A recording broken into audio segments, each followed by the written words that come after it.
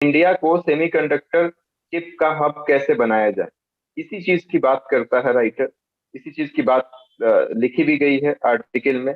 तो इसी पे हम डिस्कस करेंगे, थोड़ा सा बैकग्राउंड हम जान लेते हैं। देखो, सेमीकंडक्टर क्या होता है सबको पता है, मेटल और नॉन मेटल दोनों की प्रॉपर्टीज होती है। लेकिन इसकी जरूरत क्यों पड़ी है? तो मॉडर्न इकोनॉमी की आप बात करेंगे ना, तो इसकी बहुत ज्यादा जरूरत है सेमीकंडक्टर की।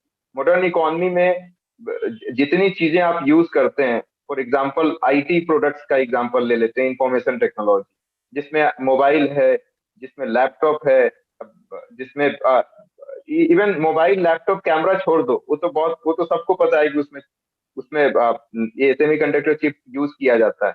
इसके साथ साथ हाउस होल्ड गैजेट जो है ना, आपके रेफ्रिजरेटर, उसमें भी यूज होता है। मेडिकल डिवाइसेज जैसे ईसीजी हो गया, उसमें भी यूज होता है। तो ये एक बहुत मतलब क्रिटिकल चीज है, जिसके बारे में हमको सोचना है। क्यों सोचना है क्रिटिकल है? क्योंकि आपकी कंट्री में नहीं बनता है। रेफ्रिजरेटर में जो चिप यूज करते हैं हम सेमीकंडक्टर का, उसको आप इंपोर्ट करते हो। खाली रेफ्रिजरेटर में नहीं, चाहे मोबाइल हो गया, कैमरा हो गया, लैपटॉप हो गया, मेडिकल डिवाइसेस में ईसीजी हो गया, इवन ऑटोमोबाइल सेक्टर में कुछ ऐसे कार्स आ रहे हैं जिसमें इस चिप का यूज किया जा रहा है। और इसको आप मंगाते कहाँ से हैं? China, Taiwan, south Korea, USA और जापान। ये पांच ऐसी कंट्री हैं जहां से आप इंपोर्ट करते हैं सेमीकंडक्टर चिप को। तो बात तो ठीक है, इंपोर्ट कर लेते हैं भाई, हमारे पास आ जाता है, हम काम चला रहे हैं, इट्स वेरी गुड थिंग।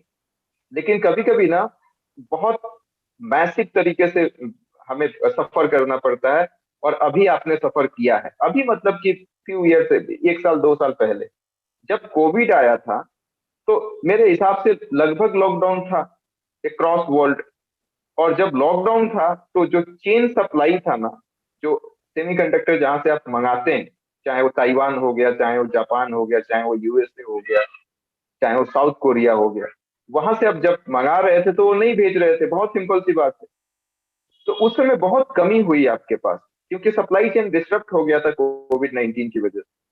और वहां पे फिर कहते हैं ना, दूध का जला छाछ फूंक के पीता है, इतनी ज्यादा प्रॉब्लम हुई कि इंडिया ने एक प्रण लिया।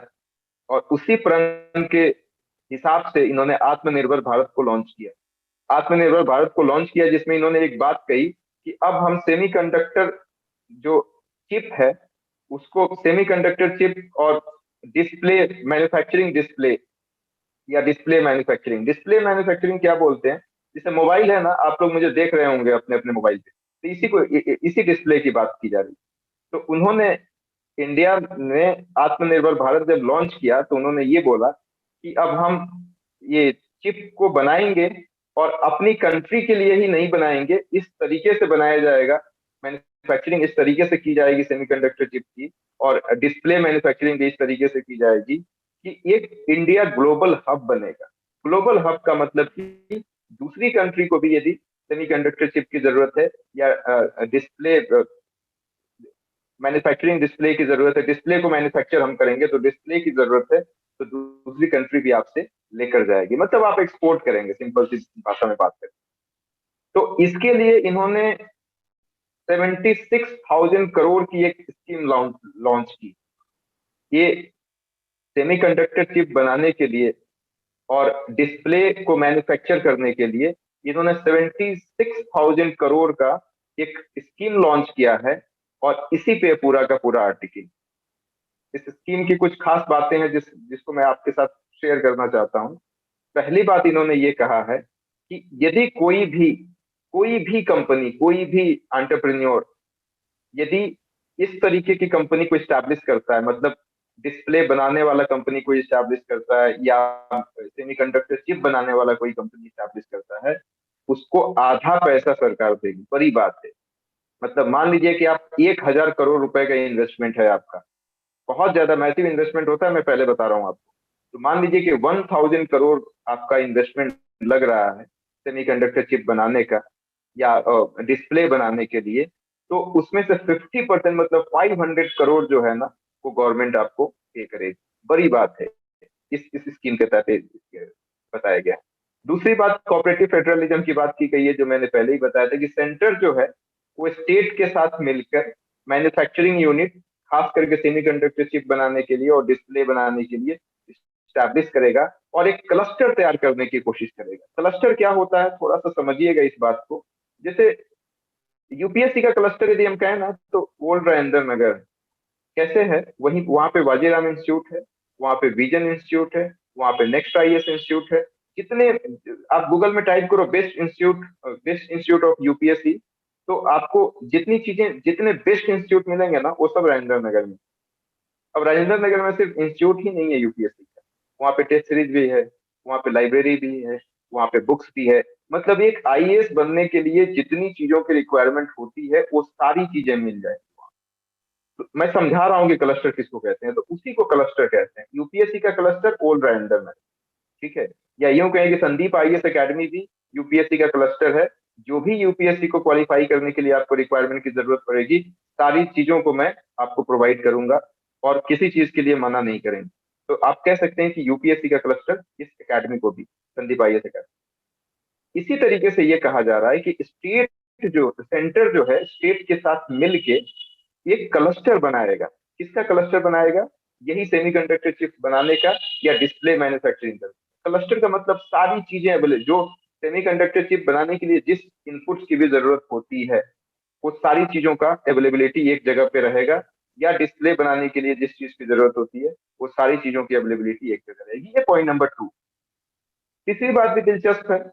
तीसरी बात इन्होंने बोला है, electronics and information technology ministry, the ministry of electronics and information technology ने का ये रिस्पॉन्सिबिलिटी होगा कि जो पुरानी लेबोरेटरी है सेमीकंडक्टर की, जो पुरानी लेबोरेटरी है, उनको फिर से कमर्शियलाइज करना और फिर से उनको मॉडर्नाइज करना। कमर्शियलाइज करना और मॉडर्नाइज करना मतलब उनको और मॉडर्न इक्विपमेंट से लैस कर देना है और इसके साथ साथ कमर्शियलाइज किया जाए। मतलब रिसर्च तो हो ही रहा है, हर लेबोरेटरी में रिसर्च होता है, लेकिन रिसर्च कुछ इस तरीके से किया जाए कि उसका कुछ आउटपुट भी मिले, ताकि हम एक अच्छा इकोसिस्टम क्रिएट कर सकें ये चिप बनाने के लिए, सेमीकंडक्टर चिप बनाने के लिए और डिस्प्ले मैन्युफैक्चरिंग के लिए। तो ये चौथी बात इन्होंने बोला है, सॉरी तीसरी बात बोला है कि जो ministry of electronics and information technology है, वो जितनी भी लेबोरेटरी है इससे रिलेटेड, सेमीकंडक्टर से रिलेटेड जो भी रिसर्च एंड डेवलपमेंट हो रहा है, उसका कमर्शियलाइजेशन किया जाएगा, उसको मॉडर्नाइज किया जाएगा। उसके बाद चौथी बहुत अहम बात बताता है आईएसएम, याद रखिएगा, इंडियन सेमीकंडक्टर सिस्टम। इन्होंने बोला है कि ये इंडियन सेमीकंडक्टर सिस्टम लॉन्च करेंगे, जिसका काम ये होगा कि ये पूरा ग्लोबल लेवल पे जो एक्सपर्ट होंगे ना इन दोनों चीजों में, डिस्प्ले मैन्युफैक्चरिंग में और सेमीकंडक्टर चिप की मैन्युफैक्चरिंग में, उसको लेके आएंगे और इसके साथ साथ एक बहुत जबरदस्त इकोसिस्टम क्रिएट करने की कोशिश करेंगे इंडिया के अंदर, जहाँ पे सेमीकंडक्टर चिप को बनाया जा सके, सेमीकंडक्टर चिप को बनाया जा सके और डिस्प्ले मैन्युफैक्चरिंग को बनाया जा सके। इसके साथ साथ ये एक नोडल एजेंसी का काम करेगा। नोडल एजेंसी इस तरीके से होगी कि जो स्कीम अभी हमने आपको बताया ना, जिस स्कीम पे बात कर रहे हैं, इस स्कीम का प्रॉपर इम्प्लीमेंटेशन हो रहा है कि नहीं, इसका भी पूरा का पूरा कार्यभार इसी के पास रहेगा, जिसका नाम है आईएसएम, इंडियन सेमीकंडक्टर सिस्टम। तो ये एक अच्छी बात है कि इनके पास दो रिस्पॉन्सिबिलिटी है। एक तो इकोसिस्टम क्रिएट करने में काफी ज्यादा मदद करेंगे, क्या क्या रिक्वायरमेंट है, क्या क्या इनपुट चाहिए कि एक बेहतर हम इकोसिस्टम बना सके ये सेमीकंडक्टर चिप बनाने के लिए और डिस्प्ले मैन्युफैक्चरिंग के लिए। और इसके साथ साथ ये इस स्कीम का प्रॉपर इम्प्लीमेंटेशन हो रहा है कि नहीं, इसके लिए भी ये पूरा स्क्रूटिनी करेगा, इसके पास पूरी ऑटोनोमी रहेगी कि ये चेक कर। इसके बाद इन्होंने एक और अच्छी बात कही है कि 85,000 trend engineer, well trained engineer इस प्रोसेस से निकलेंगे। मतलब ये जब 76,000 का जो स्कीम ये लेकर आए हैं, इसमें जब ये स्कीम इम्प्लीमेंट किया जाएगा तो 85,000 वेल ट्रेंड इंजीनियर की जरूरत होगी। मतलब ये प्रोसेस ही 85,000 वेल ट्रेंड इंजीनियर बना देगा। और इसके साथ साथ ये भी कह रहे हैं कि जो चिप का डिजाइनर है ना, जो डिजाइनिंग करता है, वो बंदा यदि अपना कोई स्टार्टअप स्टार्ट करना चाहे, तो उसको भी ये लोग गवर्नमेंट 50% का सपोर्ट करेंगे, फाइनेंशियल सपोर्ट करेंगे, financial assistance. Last last point conclusion नहीं है, अभी ये पॉइंट है। लास्ट पॉइंट में ये कहते हैं राइटर कि 35,000 बहुत हाई क्वालिटी का जॉब इस प्रोसेस से क्रिएट होगा और 1 लाख जॉब, 1 लाख जो इनडायरेक्ट एम्प्लॉयमेंट क्रिएट हो जाए। इनडायरेक्ट एम्प्लॉयमेंट इकोनॉमिक्स का एक टर्म, जिसका मतलब जैसे मान लीजिए कि हम लोग यहाँ पे हैं, यूपीएससी का तैयारी करने वाला बहुत सारा बच्चा यहाँ पे रहता है जहाँ पे मैं बैठा।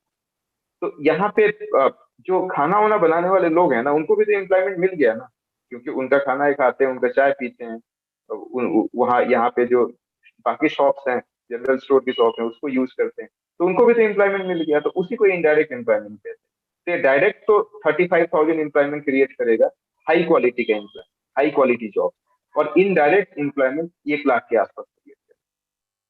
अब इसमें कुछ कंसर्न है जो राइटर बताते हैं। पहला कंसर्न ये कहते हैं कि देखो, इन्होंने ये कहा है कि मात्र 2 लोगों को ना 76,000 करोड़ का जो ल- ये पैसा खर्च कर रहे हैं, और इन्होंने कह दिया है कि जो कोई भी सेमीकंडक्टर चिप की इंडस्ट्री लगाएगा या डिस्प्ले मैन्युफैक्चरिंग का इंडस्ट्री लगाएगा, उसको हम 50% देंगे, मात्र 2 लोगों को देंगे। और इसमें बहुत मैसिव पैसे की जरूरत पड़ती है ऐसी इंडस्ट्री लगाने। तो मान लीजिए 2 लोगों को 50-50% दे दिए, तो 76,000 करोड़ तो बहुत कम है, चला जाएगा इनका मैक्सिमम पैसा उन्हीं लोगों पे। तो ये एक कंसर्न है। दूसरा कंसर्न वो ये कह रहे हैं कि जहां पे भी ये इंडस्ट्री सेट की जाएगी, वहां पे बहुत जबरदस्त इंफ्रास्ट्रक्चर की जरूरत होगी। मतलब वहां पे अनइंटरप्टेड पावर सप्लाई चाहिए, और क्लीन वाटर चाहिए, बहुत ज्यादा क्लीन वाटर चाहिए ये सब बनाने के लिए। तो इस तरीके का क्या इंफ्रास्ट्रक्चर हम दे पाएंगे, डेवलप कर पाएंगे? क्लस्टर की बात तो हमने कह दी, लेकिन ऐसा इंफ्रास्ट्रक्चर क्या हम डेवलप कर पाएंगे? ये बहुत बड़ा क्वेश्चन मार्क हो। कहते हैं दो कंसर्न। कंक्लूजन में राइटर ये कहते हैं कि फिजिकल, क्या बोलते हैं, मतलब वही थोड़ा पैसा ज्यादा किया जा सकता था, फिजिकल ऑटोनॉमी ज्यादा दी जा सकती थी, 76,000 करोड़ की जगह कुछ और बढ़ाया जा सकता था। इस बार इसका इसके बारे में बताते हैं। और उसके बाद ये भी कहते हैं कि ये जो पैसा देने की बात कही है ना, वो चिप की मैन्युफैक्चरिंग के लिए कहा है या डिस्प्ले की मैन्युफैक्चरिंग के लिए? डिस्प्ले की डिजाइनिंग के लिए कुछ नहीं, डिस्प्ले की टेस्टिंग के लिए कुछ नहीं, डिस्प्ले की पैकेजिंग के लिए बहुत सारा प्रोसेस होता है ना, पैकेजिंग होता है, टेस्टिंग होता है, डिजाइनिंग होता है, उसमें पैसे देने की बात नहीं करते। तो राइटर का ये कहना है कि आप एक प्रॉपर क्यों नहीं, इस चेन में जितनी भी चीजें आएंगी, जैसे आप सेमीकंडक्टर चिप बना रहे हैं या डिस्प्ले मैन्युफैक्चरिंग कर रहे हैं, तो उस पूरे प्रोसेस में जितनी चीजें आएंगी ना, सबको आपको इंसेंटिव देना चाहिए। लेकिन आप सिर्फ मैन्युफैक्चरिंग को दे रहे हैं, डिजाइनिंग को नहीं दे रहे। तो इसी पे राइटर ने आर्टिकल खत्म कर दिया। उन्होंने ये सजेस्टिव अप्रोच देते हुए उन्होंने ये बोला है कि थोड़ा पैसा सब लोगों को देना चाहिए था, तब एक कंप्लीट बात बात होती, और तब शायद हम एक अच्छा इकोसिस्टम, जिसके बारे में इस आर्टिकल के बारे जिसके बारे में आर्टिकल लिखा गया है, एक अच्छा इकोसिस्टम सेमीकंडक्टर चिप बनाने के लिए और डिस्प्ले मैन्युफैक्चरिंग बनाने के लिए हम क्रिएट कर सकते हैं। आर्टिकल यहीं पे खत्म होता है।